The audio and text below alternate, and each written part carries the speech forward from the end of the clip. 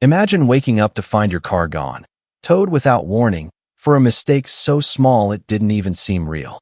You call the HOA, desperate for answers, but all you get is Karen's smug voice on the other end, brushing you off like you're nothing.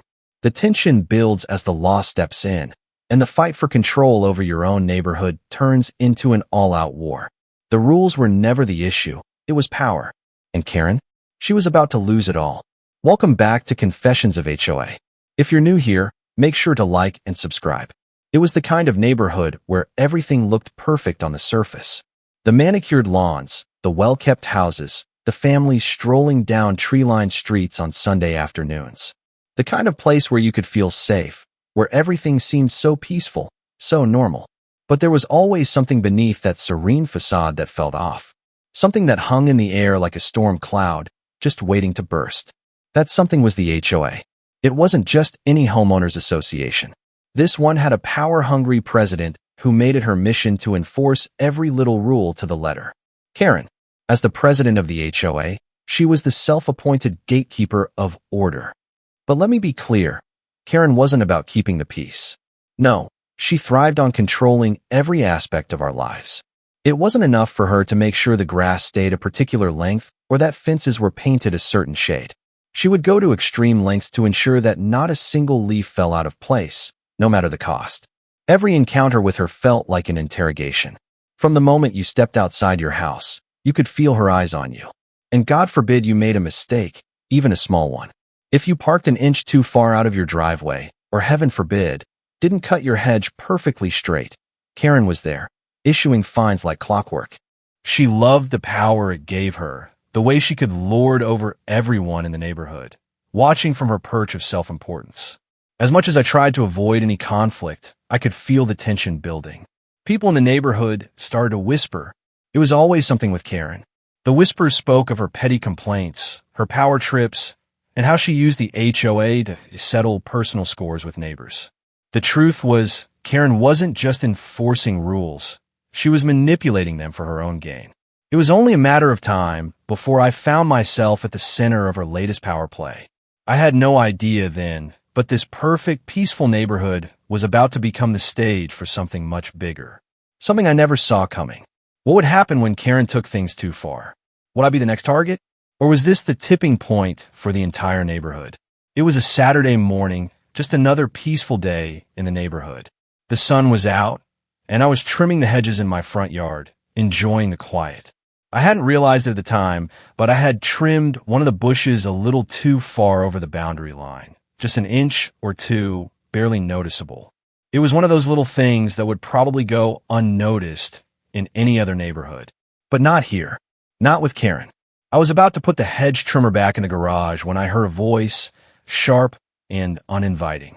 "Excuse me, but your hedge is hanging over the property line," Karen said, stepping onto my lawn with that unmistakable, forced smile of hers. She had that look, the kind that made you feel like you were in trouble, even when you weren't. I turned to face her, expecting a simple reminder or maybe a polite request to trim it back. But Karen wasn't interested in politeness. Her voice carried a tone of superiority, like she was bestowing some sort of favor upon me. "You really need to pay more attention to these details," she said, her eyes narrowing as if I had committed some grievous offense. "This is the kind of thing that gives the HOA a bad name. If everyone were as careless as you, we'd have a real mess on our hands." I could feel my stomach tighten. This was ridiculous. It was a minor mistake, hardly worth mentioning, let alone making a public spectacle of it. But Karen had a different idea. She didn't just offer a casual reminder. She made it clear that she had authority over every inch of this neighborhood and that I needed to remember my place. She handed me a printed warning, her fingers lingering for just a moment too long, as if marking me with a permanent stain. "This is your first warning," she said, her voice colder now. "But next time, there'll be a fine." I stood there, stunned. My small mistake had become her power play, her little reminder that she held the keys to our neighborhood's life and death. As she walked away, her words echoed in my mind, each one sharper than the last. "Remember, this is for your own good." But I could tell. This wasn't for my good. This was about control. Little did I know, that moment would be the beginning of a much larger battle. The tension was growing, and Karen's power trip had only just begun. What would she do next? Will I be able to stand my ground? Or was this just the first of many battles I'd face? I woke up that morning with no idea that everything was about to change. The sun was barely peeking over the horizon, casting a soft glow on my driveway where I'd parked my car the night before. As usual, I had followed all the rules, parked neatly, just where I'd always parked. But when I stepped outside to grab my coffee, something felt off. At first, I didn't see it until I walked down my driveway. My car was gone. Gone. I felt a chill rush through me as I stood there, staring at the empty space. My mind raced. Had I forgotten something? Had I parked in the wrong spot? But no, it was in my own driveway, right where it belonged. I quickly pulled out my phone to check for any messages or emails. Nothing. No warning. No note. Just nothing. I rushed back inside and called the HOA office. My heart was pounding in my chest, and when Karen's voice picked up on the other end, I couldn't keep the frustration from creeping into my tone. Karen, my car's been towed. Why wasn't I notified? I didn't get a warning or anything. There was a long pause before she spoke. Oh, it's not us. We don't handle that, she said, a hint of satisfaction creeping into her voice. You should call the towing company. They're handling it for the HOA. The towing company? I was in shock. No warning, no communication. Just a sudden decision to tow my car. I hung up, feeling the heat of anger rise within me, but I knew I had to get answers. I dialed the towing company's number, and when they answered, it hit me. They confirmed it. My car had been towed at the HOA's request. The reason? A minor infraction. Something trivial. Something that shouldn't have been an issue at all. As the tow company representative gave me the details, I couldn't help but wonder, was this just another one of Karen's power trips? The realization hit hard. This wasn't just a mistake. This was a calculated move. The HOA, under Karen's control, had overstepped its bounds, and I was just the latest victim. But what was her endgame? What would she do next? The stage was set for a confrontation that neither of us could back down from. I couldn't breathe. Panic seized me as I paced back and forth in front of the empty driveway. My car was gone. My car, the one thing I depended on every day, had been towed, and not a single person had given me a warning. It didn't make sense. How could they just take it without telling me? Without giving me a chance to fix whatever mistake they were accusing me of? I grabbed my phone, my hands trembling as I dialed the HOA office. The line clicked, and Karen's voice answered, as calm and smug as ever. I tried to keep my voice steady, but I could feel the frustration bubbling to the surface. Karen, my car's been towed. No warning, no notice. What's going on? I demanded, trying to keep the panic at bay. Ah, yes, she replied, too casually, as if she were discussing something completely trivial. It looks like you were in violation of the HOA rules. Your parking spot was too close to the sidewalk. We've had complaints. My head spun. Too close to the sidewalk. It was barely an issue. I'd parked there for months without any problems, and no one had ever said a word. I could feel my voice rising. That's not a reason to tow my car. There was no warning.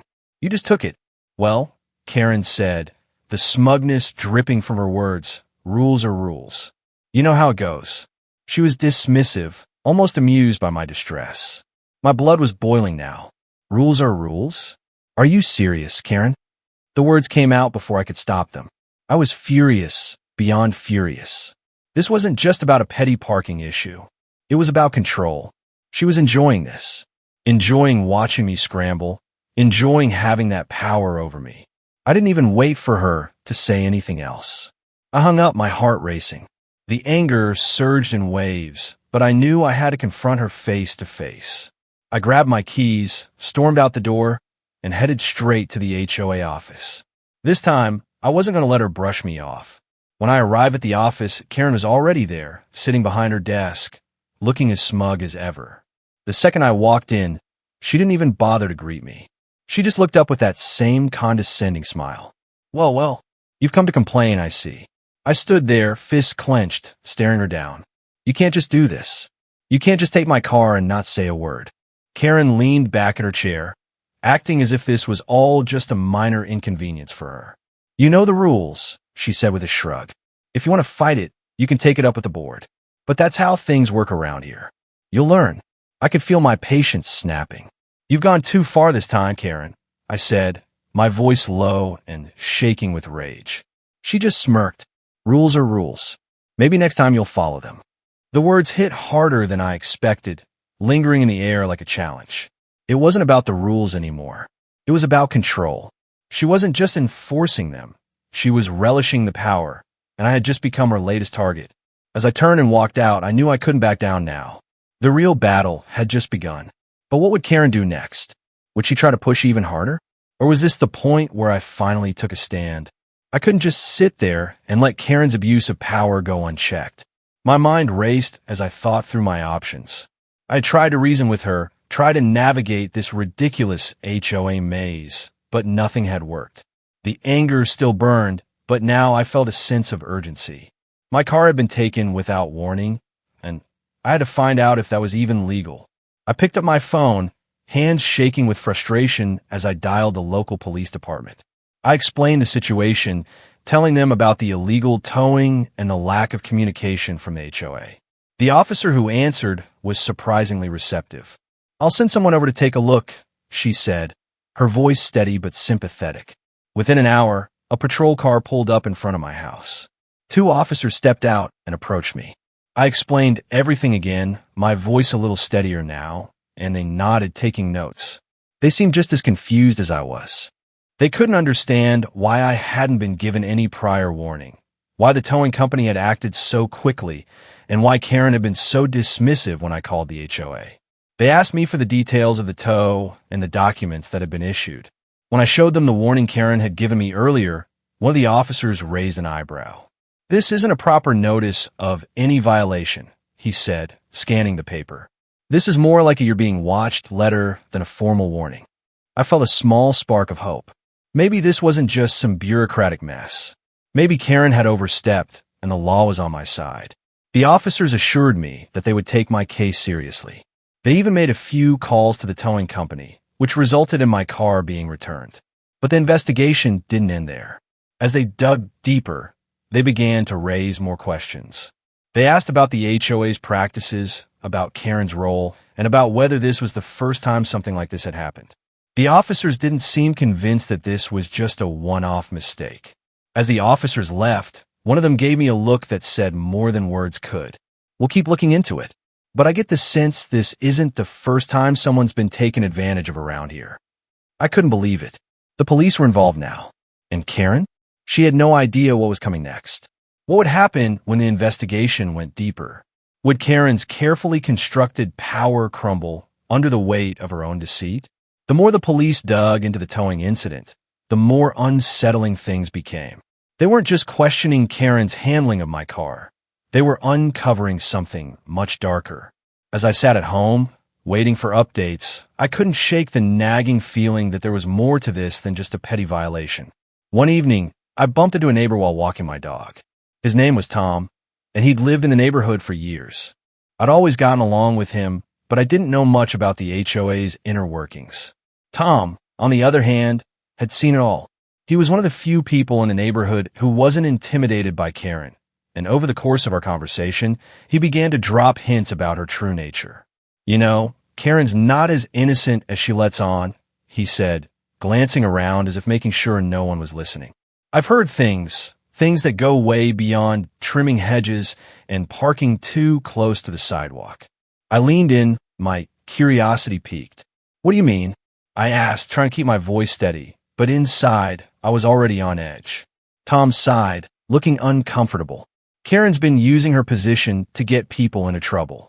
If someone questions her or doesn't follow her rules to the letter, she uses the HOA to punish them. Finis don't complaints. She gets people to leave or pay up. She doesn't care about the rules. She cares about power. I was stunned. It made sense now. The way she'd acted toward me, how she'd seemed so eager to assert her dominance, even over the smallest things. But hearing it from Tom's mouth made it real. Karen wasn't just enforcing the rules. She was weaponizing them, using them as tools of control to isolate anyone who didn't fall in line. As Tom shared more stories of neighbors who had mysteriously received fines or complaints after crossing Karen, the weight of the situation hit me. Karen had turned the HOA into her own personal kingdom. And the worst part? She was hiding behind the rules, manipulating the system to get rid of anyone who posed a threat to her reign. The realization hit hard. This wasn't just about petty grievances. It was about control, pure and simple. Karen wasn't just a nuisance anymore. She was a dangerous force. But what would happen now that her dirty secrets were out? Would the police be able to expose her true nature? And how far would Karen go to protect herself? The day of the HOA meeting arrived, and I could feel the tension in my bones. I walked into the community center, my hands clammy, but my resolve stronger than ever. It wasn't just about my car anymore. It was about standing up to Karen and the system she'd built around her. I had the police's investigation, my neighbors' testimonies, and the truth on my side. But I knew Karen wouldn't go down without a fight. The room was packed. Most of the usual faces, the ones who kept to themselves, were there. Some of them were just here to see the drama unfold, while others had grown tired of Karen's reign. As I sat down, I could feel their eyes on me, some curious, some skeptical. Karen was already sitting at the front with the board members, her usual smug expression in place, as though she had no idea what was coming. The meeting started like any other, with the usual topics about landscaping and noise complaints. But when it was my turn to speak, I didn't hold back. I stood up and cleared my throat, making eye contact with Karen as I began. "I'm here today because my car was towed without warning," I said, my voice steady but firm. "And it wasn't just a mistake. This is part of a pattern of behavior. Karen has been using the HOA to target neighbors she doesn't like, to control the people who challenge her authority." The room fell silent. Some people shifted uncomfortably, while others leaned in, eager to hear more. Karen's face flushed, but she didn't interrupt. Instead, she leaned back in her chair, tried to act nonchalant, but I could see the tension in her shoulders. She was starting to realize that this wasn't just one isolated incident. It was bigger than that. I laid out the facts, the tow, the fines, the complaints, and the investigation. I even had testimonies from my neighbors, including Tom, who spoke up to confirm what I had suspected. Karen was using her power to punish anyone who crossed her, and now it was out in the open. As I finished, I turned to Karen, who had finally stood up, her face now flushed with anger. "This is ridiculous," she spat, her voice shaky. "You're just making things up. You have no evidence." But the damage was done. The room was no longer on her side. Slowly, one by one, neighbors began to speak up, questioning Karen's actions, asking why they had never been informed of her tactics, and voicing their concerns about the way she had abused her position. Karen's composure began to crack. The smug facade she'd built over the years was slipping, and the more she tried to defend herself, the more desperate she sounded. The room was electric with tension, and for the first time, I felt like I wasn't alone. I wasn't just fighting for myself. I was fighting for every neighbor Karen had bullied into submission. But what would Karen do now that her power was being questioned? Would she double down, or was this the beginning of the end for her reign? The aftermath of the meeting hit Karen like a freight train. For the first time, she was on the defensive. Her usual smug demeanor had cracked under the pressure, and now she was scrambling to regain control. She tried to play it off as if nothing had changed, but I could see the cracks in her carefully constructed armor. She wasn't as invincible as she had once seemed. The following days were a whirlwind. Karen began calling neighbors one by one, trying to manipulate the situation. She played the victim, claiming I had lied and twisted the facts, and that I was just trying to ruin her reputation. "This is all just a misunderstanding," she would say over the phone, her voice dripping with feigned sincerity. "I'm only trying to keep the neighborhood safe." You know how people like that can be. She even sent out an email to the entire neighborhood, apologizing for any miscommunication and promising to work on her leadership style. It was the most insincere, patronizing apology I had ever seen. She knew the investigation wasn't in her favor, so now she was trying to spin it, trying to make it look like she was the one being wronged. But I wasn't buying it, and neither were a lot of the other neighbors. As Karen's desperation grew, so did her tactics. She started playing psychological warfare, trying to turn the community against me. She subtly hinted that I was stirring up trouble for no reason, that I was the one disrupting the peace. She whispered to anyone who would listen about how I had disrespected the rules and how the HOA's hands were tied. But with each passing attempt, Karen's credibility began to slip further away. Neighbors who had once been afraid to speak up were now finding their voices. One by one, they began sharing their own stories about Karen's abuses, about the fines, the towing, the petty complaints. It was clear to everyone now, Karen wasn't just trying to enforce rules. She was trying to control everyone. The more she pushed, the more people turned away from her. Even those who had once been her most loyal supporters were beginning to question her motives. I could feel it, the tide was turning. But as Karen's grip on the neighborhood loosened, her fear began to show. She wasn't just afraid of losing control. She was afraid of the consequences. And when people start to turn on someone like that, you can't help but wonder, how far will they go to save themselves? Would Karen go so far as to do something drastic to salvage her position? The next move could be her most dangerous yet. The tension had been building for weeks, and now it was finally time for the storm to break. The police had completed their investigation, and the weight of their findings hit harder than I had ever imagined. I had known Karen was guilty of something, but the extent of her actions was far beyond what I could have expected. The phone call came just a few days before the next HOA meeting. We're opening a criminal case against Karen for abuse of power, fraud, and illegal towing practices. I could hardly believe what I was hearing. My pulse raced as I processed the news. Karen wasn't just going to lose her position as president of the HOA. She was facing serious charges. It wasn't just about petty fines and parking tickets anymore. The investigation had revealed a pattern of manipulation, where Karen had used her position to target neighbors, to fine them unjustly, and to arrange illegal tows for her own benefit. All those stories we had heard from the other neighbors, they were all true. She had been running a personal vendetta against anyone who dared to challenge her. The meeting that followed was electric with anticipation. When Karen walked in, her usual confident stride was noticeably absent. There was an unmistakable air of nervousness about her now, something I'd never seen before. The other board members sat in silence, eyes flicking between Karen and the door. The room was tense. Everyone knew something big was about to happen, but none of us were prepared for what came next. The police arrived. 2 officers, calm and professional, stepped into the room, their presence making the air feel even thicker. They approached Karen, who was now visibly sweating, her face pale. "Karen McAllister," one of the officers said, their voice cutting through the tension. "You're under investigation for abuse of power, fraud, and illegal towing practices. We have enough evidence to proceed with criminal charges." The room fell silent. Karen froze. Her mouth opened and closed like she was trying to form words, but no sound came out. The officers turned toward the board members, who now seemed unsure of how to react. Some looked uncomfortable, others shocked. Karen's facade cracked right there, in front of everyone. Her usual bravado vanished, replaced by panic. She turned to the officers, then back to the room, trying desperately to regain control, but the damage was done. Her power, once so solid, was crumbling in an instant. The shock in the room was palpable. Neighbors exchanged glances, some nodding in disbelief, while others leaned forward, eager to see how this would play out. The police calmly informed her that they would be taking her in for questioning.